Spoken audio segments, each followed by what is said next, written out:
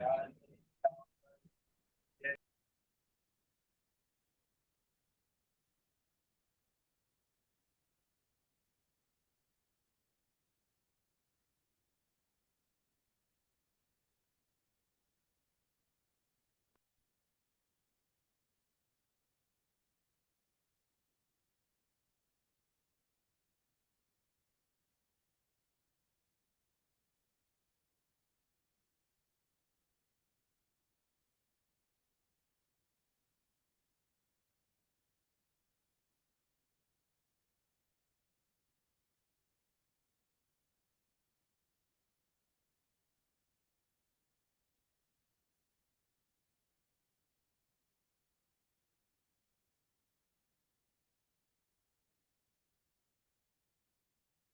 हुआ आवाज?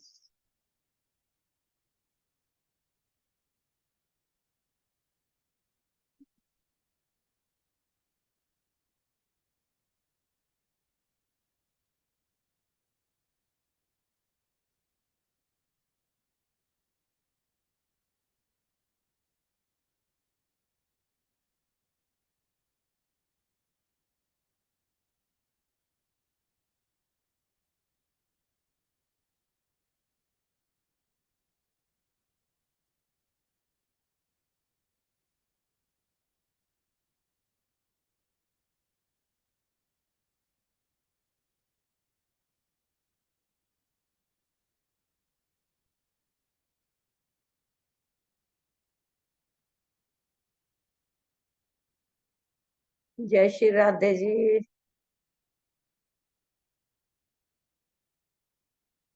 जय राम।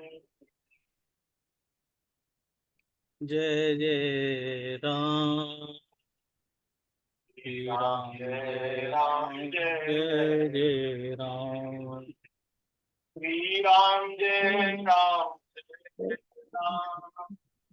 श्री राम जय राम जय जय राम। श्री राम जय राम। श्री राम जय राम जय जय राम। राम जय श्री राम। राम जय राम जय जय राम। सीताराम जय सीताराम। सीताराम जय सीताराम। सीताराम सीताराम जय सीताराम। सीताराम जय जय सीताराम। सीताराम। राधे श्याम जय राधे श्याम। राधे श्याम जय राधे। राधे श्याम जय श्याम राधे जय राधे श्याम। श्याम। राधे राधे श्याम जय जय राधे राधे श्याम। श्याम। जय जय श्यामा जय जय श्याम। जय जय श्री वृंदावन धाम। जय जय जय श्याम जय जय श्याम जय जय जय श्याम। श्याम। जय जय जय जय श्री श्री वृंदावन वृंदावन धाम। धाम। जय गौ माता जय गोपाल। भक्त वत्सल प्रभु दीन दयाल। जय गौ माता जय गौ जय माता जय गोपाल। जय गोपाल। भक्त भक्त वत्सल प्रभु प्रभु दीन दीन दयाल। दयाल। गाय सुखी हो हे नंदलाल। गौ रक्षा करो दीन दयाल। गाय सुखी हो हे नंदलाल। गौ रक्षा करो गौ हे रक्षा नंदलाल। हो दीन वत्सल दयाल। प्रभु दीन दयाल। भक्त वत्सल प्रभु भक्त दीन वत्सल प्रभु दयाल। दीन दयाल। गो माता जय गोपाल। भक्त वत्सल प्रभु दीन दयाल। जय गौ माता जय जय गौ गोपाल। माता जय जय गो। भक्त भक्त वत्सल वत्सल प्रभु प्रभु दीन दीन दयाल। दयाल। श्री राम जय जय राम। श्री राम जय श्री राम राम जय जय जय राम राम। जय जय राम। श्री राम जय जय राम। श्री राम जय श्री राम राम जय जय राम जय जय राम। जय राम। बोलिए श्री सीतारामचंद्र भगवान भगवान की की जय। जय। भगवान की जय। श्री वृंदावन बिहारी लाल भगवान जय। की जय। श्री भगवान की की जय। जय। श्रीमद्भागवत महापुराण की की जय। जय। श्री पुराण की की की जय। जय। सब संतन की की जय। जय। सब हरि भक्तन की जय। जय जय। जगत जननी पूजा गौ माता माता की की जय। जय। जय जय श्री श्री जय। राधे श्याम श्याम हर हर महादेव की जय। नारायण नारायण नारायण नारायण। हरि शरणम भक्तवांछा कल्पतरु भक्तवत्सल शरणागत वत्सल दीन बंधु दया सिंधु असंख्येय कल्याण गुणगण निलय अकारण करुणा उर्णालय चिदानंद भगवान श्री वृंदावन बिहारिणी बिहारी रूप की श्री राधा कृष्ण भगवान की महती कृपा करुणा से हम सभी को मनुष्य जीवन का सर्वोत्कृष्ट लाभ सत्संग श्रीमद् भागवत जी की मंगलमयी कथा के माध्यम से प्राप्त हो रहा है। हम और आप सब लोग बड़े भाग्यशाली हैं। विज्ञान के सदुपयोग से ये जो श्रीमद् भागवत जी की कथा का श्रवण हम लोग कर पा रहे हैं, ये भगवान की कृपा से ऐसा संयोग बना है जिससे हम लोग अपने समय को सार्थक बना रहे हैं। श्रीमद् भागवत जी में दसम स्कंद में हम लोगों ने कल 42वें अध्याय की चर्चा 43वें अध्याय की चर्चा करी थी। कुबलया पीड़ हाथी का उद्धार और भगवान का अखाड़े में प्रवेश थोड़ा रह गया था जी। नहीं, 43वां अध्याय पूरा चाणूर मुष्टिक और पहलवान आदि पहलवानों का तथा कंस का उद्धार, 44वां अध्याय हमने कहा, क्षमा करें। तो 43वां अध्याय ना तो हमें 43वें अध्याय की चर्चा चल रही है। तो कल हमने 44वें अध्याय की चर्चा करी थी, उसमें चाणूर मुष्टिक के उद्धार तक की कथा हो गई थी और कंस का उद्धार वो आज भगवान की दया से हो जाएगा।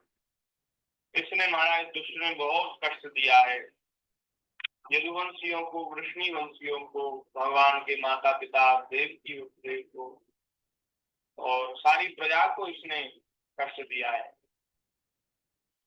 ये संसार में जो ऊंची पद प्रतिष्ठा प्राप्त कर लेते हैं वे समझते हैं कि अब हमारे ऊपर तो कोई शासन ही करने वाला नहीं है, अब तो हम मनमाना आचरण करेंगे, अब हमारे ऊपर कौन है, हमसे कौन कहेगा, हमको कौन रोकेगा। पर बात यह है भैया कि समय की मार जब पड़ती है ना तो अच्छे अच्छे के होश ठिकाने आ जाते, सीधे हो जाते हैं। समय जब तक ठीक चल रहा तब तक ठीक है, लेकिन जब पाप का घड़ा भर जाएगा और समय जब थोड़ा बदलेगा तो फिर हमारा सारी हेकड़ी रखी की रखी रह जाती। तो ये जो आताताई जो लोग हैं जो मनमाना आचरण कर रहे हैं आज भी, एक वो पश्चिम बंगाल में है एक देवी, वो बहुत महाराज मनमाना काम कर रही है। वो सोचती है मुझे तो कोई रोकने वाला ही नहीं, पर ऐसे लोगों को शिक्षा लेनी चाहिए। कंस भी यही सोचता था और महाराज 10 सिर वाला 20 भुजा वाला रावण वो भी यही सोचता था कि मैं तो सबसे अधिक बलवान हूँ, मेरे सामने बड़े बड़े योद्धा भी नतमस्तक हो रहे हैं, अब मुझे कौन रोकने वाला, मैं तो मनमाना काम करूंगा। लेकिन एक बात है, जब कोई अपने शक्ति के अहंकार में, अपने सत्ता के अहंकार में चूर हो जाता है और समस्त प्राणियों से द्रोह करता है, तो फिर ये जो सृष्टि जो है, जो प्रकृति जो है, वो महाराज उसको उसके किए का दंड देती है जी। तो ऐसा बहुत इतिहास है राजा महाराजाओं का, जिन्होंने अधर्म किया, पाप किया, वो उनका जो शासन था वो सुरक्षित नहीं रहा, नष्ट हो गया। तो ऐसा ही महाराज कंस के साथ हुआ। कंस ने देवकी वसुदेव को जेल में डलवा दिया। उसके पिताजी को जो उसको रोकते थे, तो पिताजी को भी महाराज कारागार में डाल दिया, अपने पिता को इस कारागार में डाल दिया और स्वयं राजा बन गया। इसको कहते स्वयं घोषित राजा। एक तो होता है जो सबके मत से, सबकी सहमति से राजा बने कोई, और ऐसे दुष्ट होते हैं स्वघोषित राजा, अपने आप ही राजा बन जाते हैं और वो प्रजा को प्रतिष्ठित करते हैं। तो महाराज अपने आप राजा बन गया और दुष्टों को, राक्षसों को अपना मंत्री बनाया। और महाराज अब वो ऐसी प्रवृत्ति के मंत्री कैसे उसको अच्छी सलाह देंगे, तो उन मंत्रियों ने भी उसका खूब नाश किया। और अब जब उसके पापों का घड़ा भर गया, तब भगवान श्री कृष्ण बलराम उसके समक्ष है, चाणूर मुश्रिक का वध कर दिया है।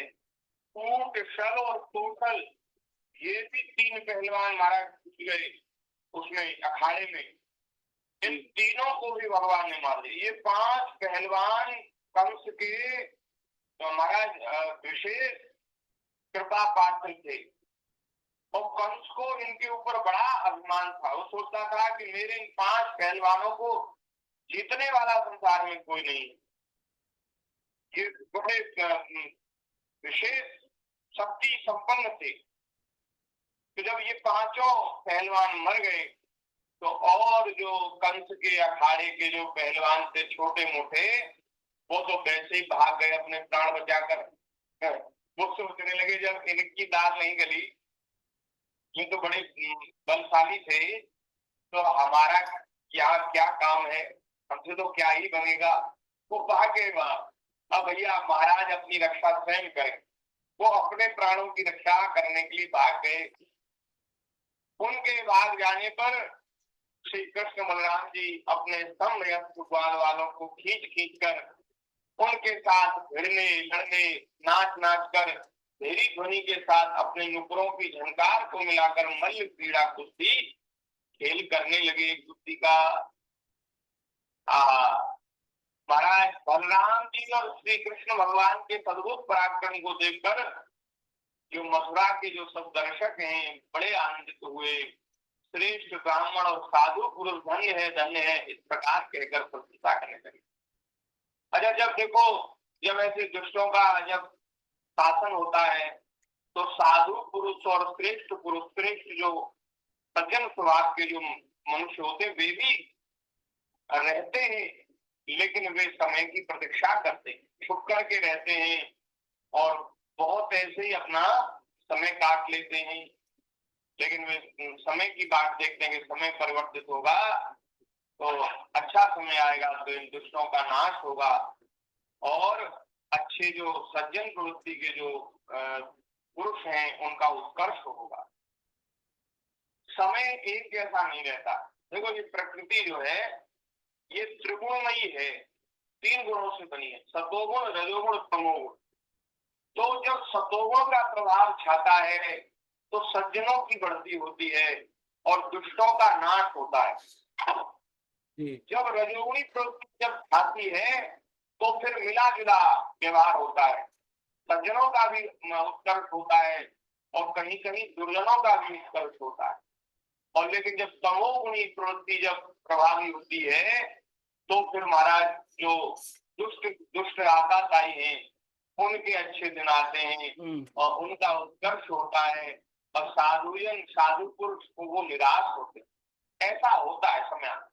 देखो साल में, एक साल में कितना समय परिवर्तित होता है। कभी सर्दी आती है, कभी गर्मी आती है, कभी बरसात आती है, कभी गर्मी ऐसी पड़ती है कि सब लोग कहते हैं अरे महाराज इतनी जोर की गर्मी है और ठंडा करो मौसम, ठंडा करो मौसम। फिर कभी कभी फिर ऐसी जोर की ठंड पड़ती है कि बोले अब अरे अब तो ठंड बहुत ज्यादा पड़े, अब गर्मी करो।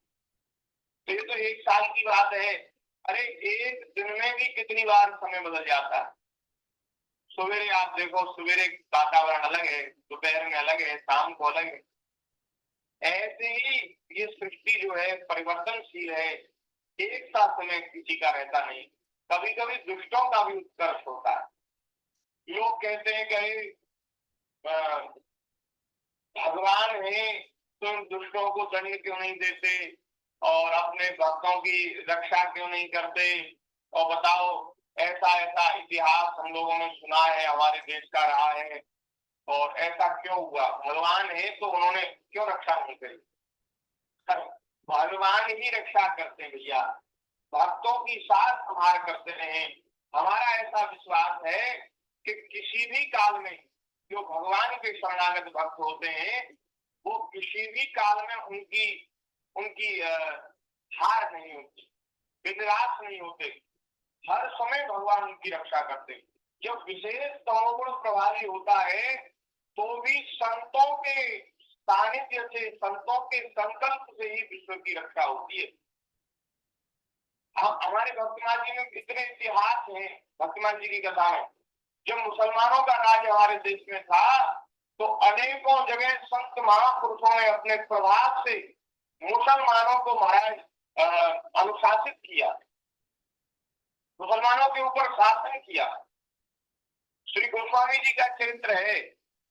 अकबर बादशाह दिल्ली में शासन करता था, दिल्ली का राजा था, पूरे भारत में उसका शासन था।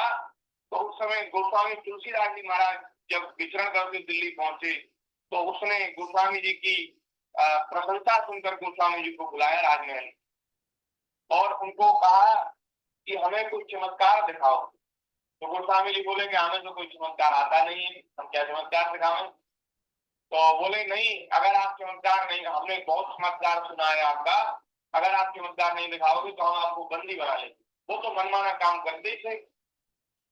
गोस्वामी जी ने कहा कैसी आपकी इच्छा, हमें तो कोई चमत्कार आता नहीं। तो गोस्वामी तुलसीदास जी को कारागार में डलवा दिया। तो कारागार में डलवा दिया तुम्हारा। गोस्वामी जी ने ठाकुर जी ने कहा प्रभु जय जय, ऐसी कौन सी चूक हो गई हमसे जो हमें जेल में डलवा दिया, आप संहार करो, रक्षा करो।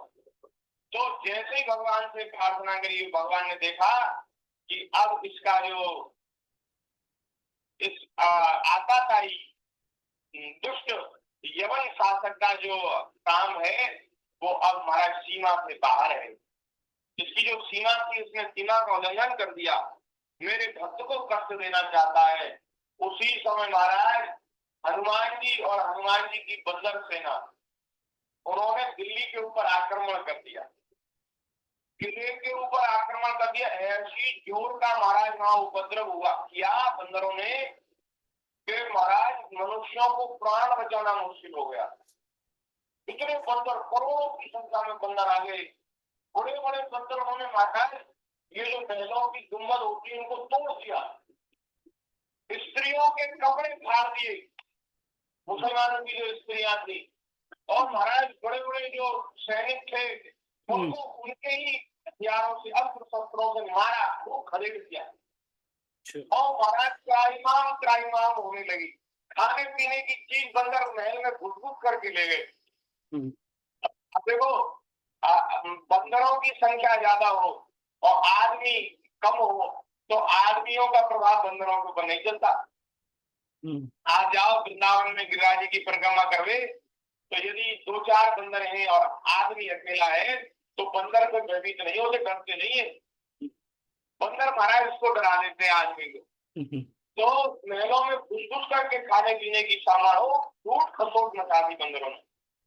अकबर भयभीत हो गया, उसने अपने मंत्रियों को बुलाया, तो उसके मंत्रियों में बीरबल के जैसे बुद्धिमान भी थे और भी अच्छे कुछ कुछ हिंदू मंत्री भी थे। वे महापुरुषों के प्रवाद को महिमा को जानते थे। उन्होंने कहा महाराज जो गोस्वामी तुलसीदास जी का जो आपने अपराध किया है उनको कारागार में डलवा करके, हमें लगता है इसी कारण ये उपद्रव हो रहा है, नहीं तो इतने बंदर कहाँ से एक साथ प्रकट हो गए, इतने बंदर तो यहाँ क्षेत्र में है ही नहीं। तो तब गोस्वामी जी को बड़े आदर पूर्वक निकाला गया और महाराज गोस्वामी जी के चरणों में प्रणाम किया उसने, दुष्ट ने, और उन्होंने कहा महाराज हमारे अपराध को क्षमा करो। संत जो होते हैं, संत समदृष्टि वाले होते हैं, उनकी सब जगह समान दृष्टि होती है, उनके लिए कोई ना तो कोई अच्छा है ना कोई बुरा है। जैसी भगवान की दृष्टि है ऐसी संतों की दृष्टि है। भगवान की दृष्टि कैसी है? उन्हें सब मम प्रिय सब मम उपजाए। संसार के समस्त प्राणी मेरे प्रिय हैं क्योंकि सब मेरे ही उत्पन्न किए हुए हैं, सब भगवान के ही हैं। तो भगवान की दृष्टि समान है, ऐसी संतों की दृष्टि समान होती है। उनकी कोई सेवा करे तो प्रसन्न हो जाते हैं, आशीर्वाद दे देते हैं, और कोई अपराध करे तो क्रोधित नहीं होते, उसको श्राप नहीं देते। श्राप देने का काम उनका नहीं है, महापुरुष श्राप नहीं देते। हाँ, कोई जब ज्यादा ही अति करता है तो फिर ठाकुर जी से सहन नहीं होता, महापुरुष तो उसको भी सहन कर लेते हैं, भगवान से सहन नहीं होता, फिर भगवान उसको दंड देते हैं। तो गोस्वामी जी तो सहज भाव से बोले कोई बात नहीं, पर यह है कि आप महान संतों को भक्तों को सताना मत। तो अकबर जो बादशाह रहा हमारे देश का, उसने संतों के इतने चमत्कार देखे कि वो हमारे महापुरुषों में श्रद्धा करता था, संतों में श्रद्धा करता। मीरा जी के दर्शन के लिए पहुंचा था, श्री श्रीदास जी महाराज के दर्शन के लिए वृंदावन आया था, और भी संतों के, श्री कुमन साहब जी को गोवर्धन से बुलाया था दर्शन के लिए, तो वो श्रद्धा रखता था। और भी ऐसे इतिहास हैं, श्री नामदेव जी का इतिहास है। एक महाराज महाराष्ट्र में नामदेव जी हुए, महाराष्ट्र में कोई वो था मुसलमान शासक उस समय, तो मुसलमान शासक को नतमस्तक कर दिया। और एक इतिहास वर्तमान में ऐसा है कि संतों की जमात एक जगह रुकी बगीचे में, तो वहां मुसलमानों का ज्यादा वो था आतंक। तो मुसलमानों ने देखा कि हिंदू संत रुके हुए हैं, तो उन्होंने महाराज वहां से उनको भगाने की पत्थर मारे। पत्थर मारने की जो इनकी प्रथा है वो पुरानी है, ये पहले से पत्थर मारते आ रहे। तो पत्थर फेंके उन महापुरुषों के ऊपर, लेकिन महापुरुष हिले नहीं, बोले एक जगह धूनी लग गई तो लग गई, किसी कोई संत को कोई पत्थर लग गया होगा। तो उसी समय महाराज जो जिन दुष्टों ने पत्थर मारे उनके ऊपर आकाश से पत्थर बरसे। महापुरुषों ने कोई वो प्रतिक्रिया नहीं दी, लेकिन आकाश से पत्थर बरसे, भगवान से सहा नहीं गया, और जहां जहां भागे वही वही पत्थर बरसे। वो महाराज लहू लुहान हो गए। अंत में हम संतों की शरण में आए, बोले महाराज हम तो मर ही जाएंगे, अगर आपने कृपा नहीं की तो हम मर जाएंगे। तो उन्होंने कहा आप किसी महात्मा को तो नहीं सताओगे? वो नहीं सताएंगे। तो उन्होंने कहा ठीक है, उन्होंने दया करी तो पत्थर बरसना बंद हुआ। ऐसे कितने इतिहास हैं महापुरुषों के। महापुरुषों के आगे तो सदैव ये जो आखिरी प्रवृत्ति है वो नतमस्तक हुई। अरे श्री प्रहलाद जी का चरित्र कैसा उदाहरण है। एक वो दुष्ट था हिरण्यकश्यप, और वो ऐसा था महाराज बलशाली कि बड़े बड़े देवता भी उसके सामने नतमस्तक होते थे। देवता भी स्वर्ग छोड़कर भागे, उसके सामने टिक नहीं पाए। उसके जैसा उस समय कोई प्रभाव संपन्न था ही नहीं। पूरी त्रिलोकी में उसकी जय जयकार थी महाराज। उस समय श्री प्रहलाद जी महाराज भगवान की भक्ति में ऐसे लवलीन हो गए, बहुत डराया धमकाया, मारने की चेष्टा करी, तो महाराज बिल्कुल भी नहीं डरे। और हिरण्यकश्यप जिसके भय से पूरी त्रिलोकी कांपती थी, वो बाल भी बांका नहीं कर पाया प्रहलाद जी का। तो संत लोग कहते हैं संत महापुरुष कहाँ थे, क्यों रक्षा नहीं करी? अरे जो रक्षा हुई है वो संतों ने ही की है। जो सनातन धर्म की, पूरे विश्व की, भारत की जो रक्षा हुई है, ऐसे समय को भी हमने देखा है। उस समय से हम उभर करके आज स्वतंत्र हैं। आज ऐसा सुंदर समय है कि हम खूब भगवान की कथा कीर्तन, नाम संकीर्तन कर सकते हैं। कोई रोक टोक नहीं है, इतना बढ़िया समय। तो ये समय जो हम लोग देख रहे हैं, ये सब संत महापुरुषों की कृपा है। महापुरुष न होते कुछ नहीं बचता। आप देख लो देशों का, और देशों का इतिहास देख लो। इन लोगों का कितने देशों में आतंक है। ये जहां जहां गए वहां की संस्कृति को बिल्कुल नष्ट कर दिया। लेकिन हमारे देश की महाराज, हमारी सनातन धर्म की ये महिमा है कि महाराज कुछ बात है ऐसी हमने जो हफ्ती मिटती नहीं हमारी है। फिर हमारा सनातन धर्म खूब महाराज सिर्फ पूजा करके खड़ा है। पूरा विश्व हम लोगों को आदर की दृष्टि से देख रहा है, भारत को। और खूब संत महापुरुष पूरे विश्व में जा करके सनातन धर्म का प्रचार कर रहे हैं। ये क्या है? ये महापुरुषों की ही कृपा है। उस समय मोदी नहीं थे, उस समय योगी नहीं थे, ये संत महापुरुष थे। वो भक्ति काल था, भक्ति युग था। उस समय बड़े बड़े आचार्य महापुरुष प्रकट हुए, उन्होंने भक्ति का प्रचार किया। और सतोगुणी जब बयार चली, सतोगुणी जो प्रभाव है उसका जब सब जगह प्रभाव छाया, तो सत्वगुण के प्रभाव से महाराज फिर संतों की उन्नति हुई, सनातन धर्म की उन्नति हुई। और जो बुरा समय था, जो एक रात्रि के समान था, वो रात्रि के जैसा समय, बुरा समय टल गया। और फिर महाराज सूर्योदय हुआ, प्रकाश हुआ ज्ञान का। और देखो कितना आनंद है। तो ये लोग जो नास्तिक प्रवृत्ति के लोग हैं, वे कहते हैं कि अरे बताओ तब भगवान कहाँ चले गए, तब संत कहाँ चले गए, उन्होंने क्यों रक्षा नहीं। अरे जो रक्षा हुई है वो उनकी कृपा से हुई। हम ये निवेदन करना चाहते हैं। ऐसा समय आता है, समय एक जैसा नहीं रहता भाई। देखो जो राक्षस होते हैं ना, वो भी किसी ना किसी को मानते हैं, किसी ना किसी में उनकी भी श्रद्धा है। अब ये देखो इनके ये जो राक्षस ही तो हैं, अब इनकी भी तो कहीं ना कहीं श्रद्धा है। ये भी तो अपने संप्रदाय के कट्टर हैं। तो ये जब किसी को मानते, रात दिन उसको पूछते हैं और उससे कहते हैं बोले हमारा बढ़िया समय आवे, तो जहां भी जिस किसी की पूजा की जा रही है उस रूप में भगवान ही है, क्योंकि भगवान के अलावा कोई दूसरी चीज है ही नहीं। तो ठाकुर जी का किसी से विरोध नहीं है। तो कभी फिर जब वो रात दिन ऐसी वो करते हैं तो कभी उनके अनुकूल भी समय आता है। जो आखिरी प्रवृत्ति के लोग हैं उनके अनुकूल भी समय आता है। लेकिन विजय हमेशा सत्य की होती है, विजय हमेशा धर्म की होती है, विजय हमेशा अच्छाई की होती है। ये बात समझनी होगी। समय तो उनका भी आता है, लेकिन उनकी जय नहीं होती, उनकी विजय नहीं होती। विजय तो श्री प्रहलाद जी की होती है। विजय तो सतोगुण की होती है, विजय सात्विक प्रवृत्तियों की होती है। तो इस प्रकार से ये जो आतंक फैलाने वाले आताताई हैं, ये कुछ समय के लिए प्रभावी जरूर होते हैं, लेकिन अंत में इनका पतन होता है। प्रकृति इनको रौंद देती है। और यहाँ यही हुआ। इसके पाप का घड़ा भर गया तो महाराज ब्राह्मण और साधु पुरुष भगवान के अद्भुत पराक्रम को देखकर धन्य है धन्य कहने लगे। बड़े प्रसन्न हो गए कि बोले अब हम लोगों के अनुकूल समय आने वाला। कंस को बहुत दुख हुआ, क्योंकि उसके आंखों के आगे ही उसके बड़े बलवान श्रेष्ठ पहलवान मारे गए। वह बहुत चिढ़ गया।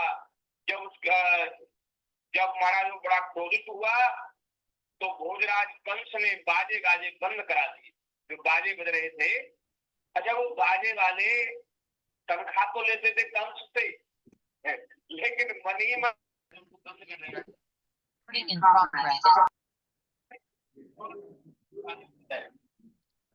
पहलवान मर गए कंस के, वो सोचने लगे हमारे किसान है, बाजे बजाए। और महाराज बहुत प्रसन्न हो गए सब लोग, जय जयकार होने लगी। पूरी मथुरा की और जो मन से भयभीत रहते हैं उनके भीतर आशा का संचार हुआ कि लगता है ये हमारे दुखों को हर लेंगे, ठाकुर जी हमारे दुखों को हर लेंगे। उन्होंने महाराज बहुत प्रसन्नता से जय जयकार करी, लेकिन उससे सहन नहीं हुआ, कंस से ये सब सहन नहीं हुआ। उसने सबसे पहले बाजे बंद कराए और अपने सैनिकों को आज्ञा दी कि अरे इन वसुदेव के लड़कों को नगर से बाहर निकाल दो, गोपों का सारा धन छीन लो और दुर्बुद्धि नंद को कैद कर दो। इस प्रकार से, और जो भी इनका साथ दे, इनकी मदद करे, बोले उसको भी मार डालो, मत छोड़ो। इस प्रकार बढ़ बढ़ करके वह बकवास कर रहा था, लेकिन उसकी बात कोई नहीं मान रहा। ठाकुर जी के निकट पहुंच जावे किसी सैनिक की हिम्मत नहीं हुई भगवान के पास जाने की। तो इतने में ही भगवान श्री कृष्ण कुपित हो गए और कुपित होकर फुर्ती से वेग पूर्वक उछलकर लीला से ही उसके मंच पर जा चढ़े। ऊंचे मंच पर बैठा था, ठाकुर जी ने एक छलांग लगाई, मंच पर जा चढ़े।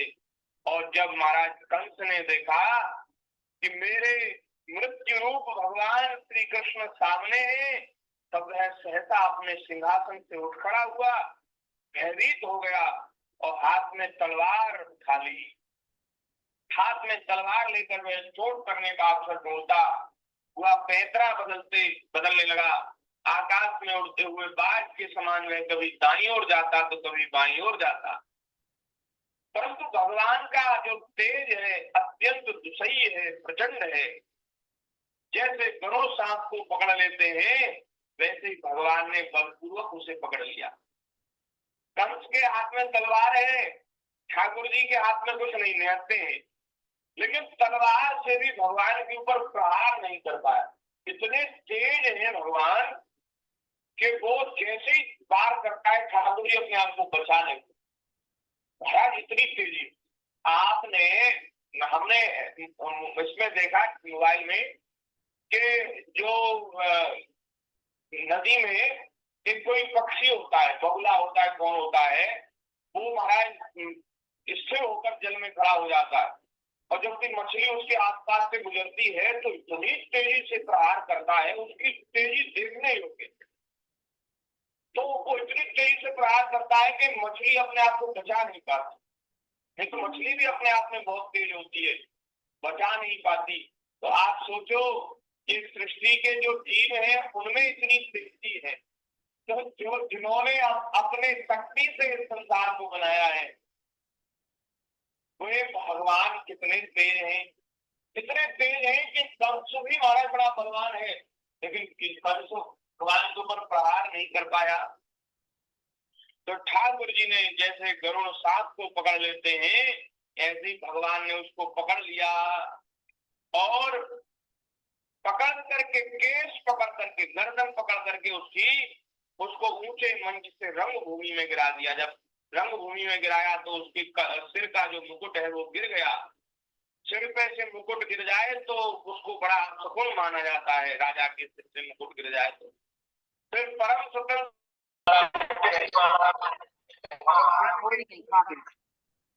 भक्तवत्सल भगवान इतना भयभीत हो गया, ठाकुर जी तो महाराज वो हार्ट अटैक हो गया, हार्ट फेल हो गया, उसका मर गए। सबके देखते देखते भगवान श्री कृष्ण कंस की लाश को धरती पर उसी प्रकार घसीटने लगे जैसे सिंह हाथी को घसीटता है। उस समय सबके मुंह से बड़ी जोर की आवाज आने लगी, सब लोग हाय हाय करने लगे। कंस नित्य निरंतर बड़ी घबराहट के साथ श्री कृष्ण का चिंतन करता रहता, निरंतर सोचता रहता था कि मेरा जो दुश्मन है, मेरा जो काल है, वो उसके ऊपर में कैसे विजय पाऊं। उसके मन में यही योजना चलती रहती थी। खाते पीते सोते चलते बोलते सांस लेते सब समय अपने सामने चक्र हाथ में लिए भगवान श्री कृष्ण को देखता रहता था। इस नित्य चिंतन के फलस्वरूप चाहे द्वेष भाव से ही क्यों न किया गया हो, उसे भगवान के उसी रूप की प्राप्ति हुई, सारूप्य मुक्ति मिली, जिसकी प्राप्ति बड़े बड़े तपस्वी योगियों के लिए भी कर बोलिए भक्त वत्सल भगवान की की जय। जय। भक्त को भी भगवान ने कृपा सिंधु दया सिंधु भगवान ने अपने चरणों में स्थान दिया। हाँ, क्योंकि देखो भले ही कोई कैसा भी है, वो ये जो सब जीव हैं भगवान के ही अंश हैं। भगवान के ही श्री चरणों से ही सब प्रकट हुए। तो कोई कैसा भी है, अंत में तो उसको भगवान की ही गति है। जब जब किसी का उद्धार होगा तब भगवान के चरणों के आश्रय से ही होगा। और तब तक जब तक भगवान के चरण नहीं मिलेंगे तब तक भटकना पड़ेगा।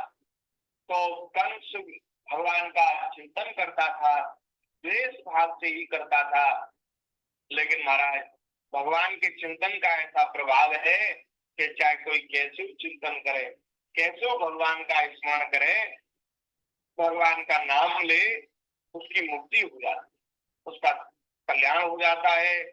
यही हुआ, कंस को भगवान की प्राप्ति हो गई।